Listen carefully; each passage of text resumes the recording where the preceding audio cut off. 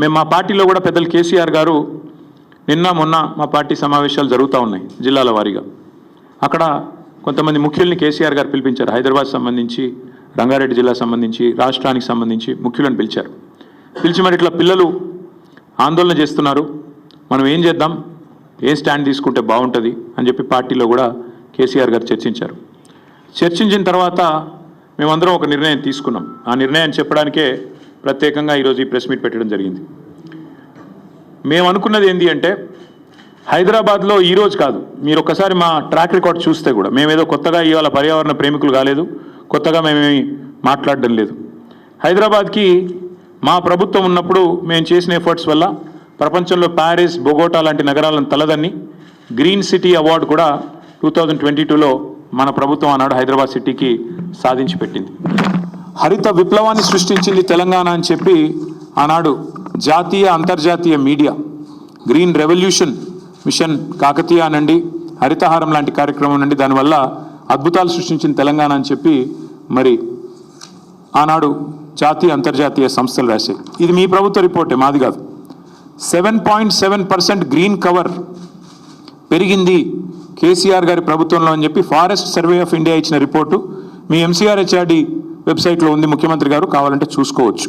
270 కోట్ల మొక్కలు నాటి హరిత విప్లవాన్ని సృష్టించిన ప్రభుత్వం మాది. హైదరాబాద్, కొరియాలో జరిగిన ఒక అంతర్జాతీయ ఈవెంట్లో ప్యారిస్ని, బొగోటాని, మెహికోని వీటన్నిటిని కాదని ఆనాడు అంతర్జాతీయ అవార్డు గెలుచుకున్న సందర్భంగా జాతీయ పత్రికల్లో వచ్చిన వార్తలు. జాతీయ స్థాయిలో forest survey of India Telangana ranks first in the nation in environment conservation forest cover.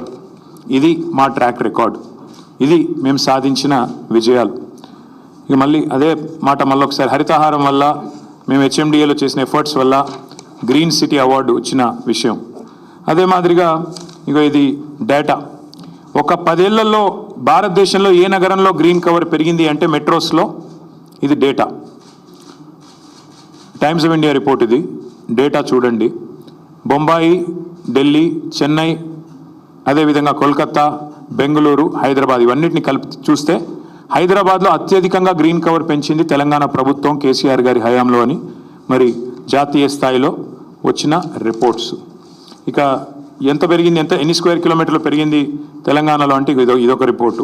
ఇట్లా ఒకటి కాదు, నేను 100 చూపెడతాను. ఇది ఒక్క పిక్చర్ మీకు అన్ని విషయాలు చెప్తుంది. ఆ తర్వాత భారత ప్రభుత్వం చెప్పింది కూడా ఒక మాటలో చెప్తాను. This one picture will speak volumes. భారతదేశంలోని 28 రాష్ట్రాల్లో ఎక్కడ గ్రీన్ కవర్ పెరిగింది అంటే ఇగో this is Telangana and the growth, decadal growth of green cover in Telangana. ఇది భారత ప్రభుత్వం పార్లమెంట్లో ఇచ్చిన రెస్పాన్స్. 2021 జూలై 23 నాడు భారతదేశంలో ఏ సంవత్సరంలో ఎంత పెరిగింది గ్రీన్ కవర్, ఎంత పెరిగింది అడవి అంటే ఇది భారత ప్రభుత్వం 2021లో ఇచ్చిన రిపోర్టు. అత్యధికంగా తెలంగాణ రాష్ట్రంలో పెరిగింది అని పార్లమెంట్లో ఇచ్చిన సమాధానం. బయోడైవర్సిటీని తెలంగాణ ప్రభుత్వం ఎట్లా కాపాడుతుంది అని చెప్పి వచ్చిన వార్తలు. అన్నిటికీ మించి మేమేదో ఒక హైదరాబాద్లోనే చేయలేదు.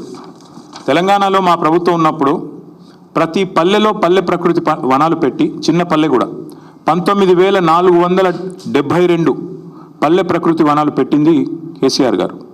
మొత్తం 13,657 ఎకరాల్లో పల్లె ప్రకృతి వనాలు పెట్టింది. పల్లెల్లో కూడా పచ్చదనాన్ని పెంచింది మా ప్రభుత్వం.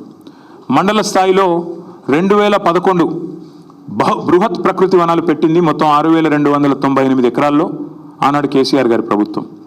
హైదరాబాద్ చుట్టూతా 108 అర్బన్ లంగ్ స్పేసెస్ క్రియేట్ చేసి వాటిల్లో కూడా మరి వేలాది ఎకరాల్లో ప్రజలకు కండ్లకోయ ఆక్సిజన్ పార్క్ కావచ్చు, ఉప్పల్ వైపు కావచ్చు, మీరు ఎటువైపులా పోయినా మొత్తం 108 అర్బన్ లంగ్ స్పేసెస్ క్రియేట్ చేసింది కేసీఆర్ గారి ప్రభుత్వం.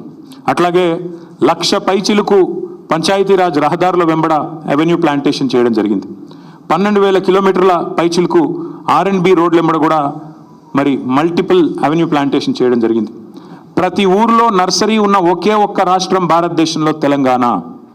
14,864 నర్సరీలు మున్సిపాలిటీలతో కలిపి, హైదరాబాద్తో కలిపి, ప్రతి ఊరితో కలిపితే దాదాపు 15,000 నర్సరీలు ఉన్న ఒకే ఒక్క రాష్ట్రం తెలంగాణ. 270 కోట్ల మొక్కలు పెట్టిన ఒకే ఒక్క రాష్ట్రం Telangana. That is our commitment. మాకేదో కొత్తగా ఈరోజు ఎన్వైర్న్మెంట్ గురించి మాకు ఎవరి దగ్గర కితాబులు అవసరం లేదు. ఇదంతా ఎందుకు చెప్తా ఉన్నా అంటే we have taken a decision as a party.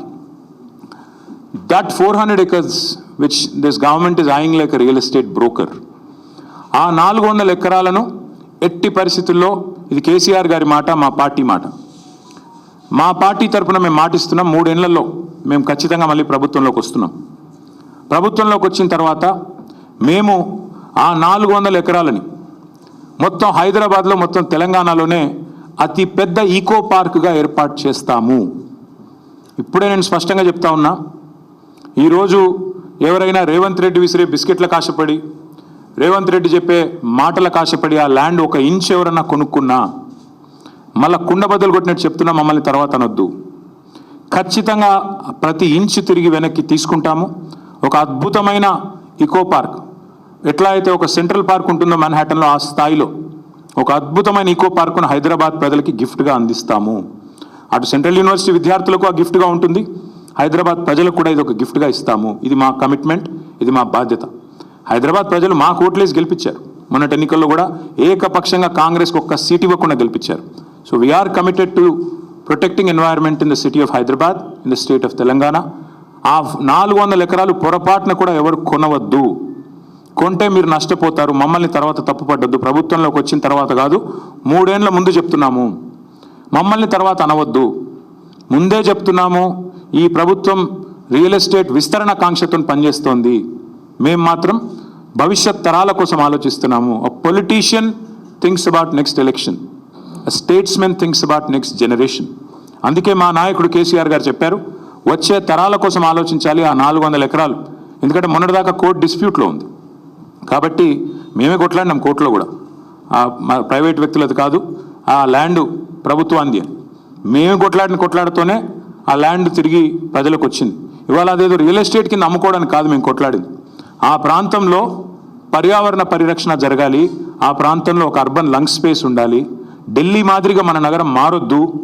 ఢిల్లీలో ఎట్లయితే ఎయిర్ క్వాలిటీ దెబ్బతిని ఇవాళ మాస్కులు వేసుకొని తిరిగే పరిస్థితి వచ్చిందో, ఎయిర్ క్వాలిటీ డేంజరస్ లెవెల్స్గా ఉంది అని చెప్పి ఇవాళ వివిధ దేశాలు అక్కడి ప్రజలు ఎవరైతే ఉన్నారో వారికి చెప్పే పరిస్థితి వచ్చిందో, ఆ పరిస్థితి హైదరాబాద్కి రాకూడదు. భవిష్యత్ తరాలు బాగుండాలి అంటే, మన పిల్లలు బాగుండాలి అంటే, so we're committed and we're committing to making sure this 400 acres of Kanche Gachibowli land will be converted into an eco park, and we are requesting all the people who are interested in coming and joining with us. మా శ్రీనివాస్ యాదవ్ గారు ఇందాకనే నాతో అన్నారు, అన్న పిల్లలు ఆందోళన చేస్తున్నారు, మనం వెళ్ళాలి అన్నారు. ఎస్, మేము కూడా పోవాలని ఆలోచించినాం.